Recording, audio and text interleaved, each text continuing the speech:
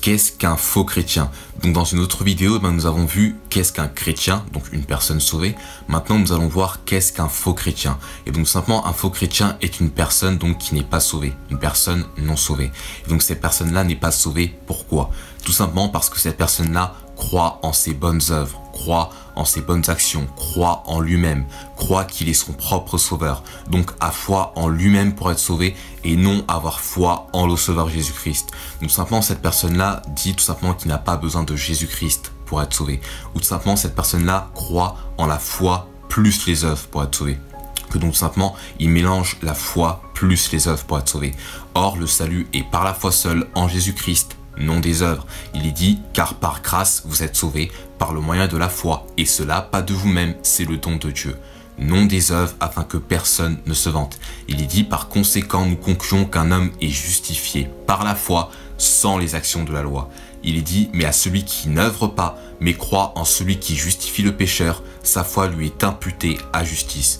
Que donc par ces trois versets-là, on peut comprendre que le salut est par la foi seule, sans les œuvres. Et que donc simplement, un faux chrétien qui donc croit en la foi plus les œuvres pour être sauvé, ne met donc pas pleinement et seulement sa foi en le Sauveur Jésus-Christ, mais met aussi sa foi en sa sanctification, en sa repentance de ses péchés, en ses bonnes œuvres, en ses bonnes actions, etc., etc.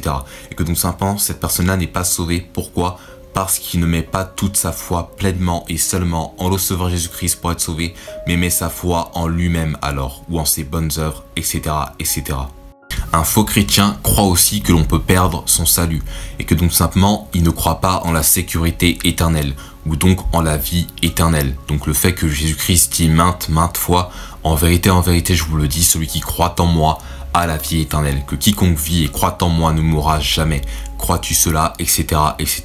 Et que donc cette personne-là croit que l'on peut perdre son salut, que donc tout simplement, il faut persévérer jusqu'à la fin, faire de bonnes œuvres jusqu'à la fin, etc., etc. Et que donc c'est ça qui est donc les caractéristiques d'un faux chrétien, qui différencie d'un chrétien, donc d'une personne sauvée. C'est qu'un faux chrétien croit en ses bonnes actions, donc en lui-même, et donc ne met pas pleinement et seulement sa foi en le Sauveur Jésus-Christ, mais sa foi aussi en ses bonnes œuvres, ou en ses bonnes actions, et que donc une personne sauvée, donc un chrétien, met sa foi pleinement et seulement en Jésus-Christ pour aller au paradis, et non compter en ses bonnes actions ou en ses bonnes œuvres ou de croire que l'on est son propre sauveur. Il y a une vidéo en bio pour savoir comment être sûr à 100% d'aller au paradis. Bonne journée à vous. Amen.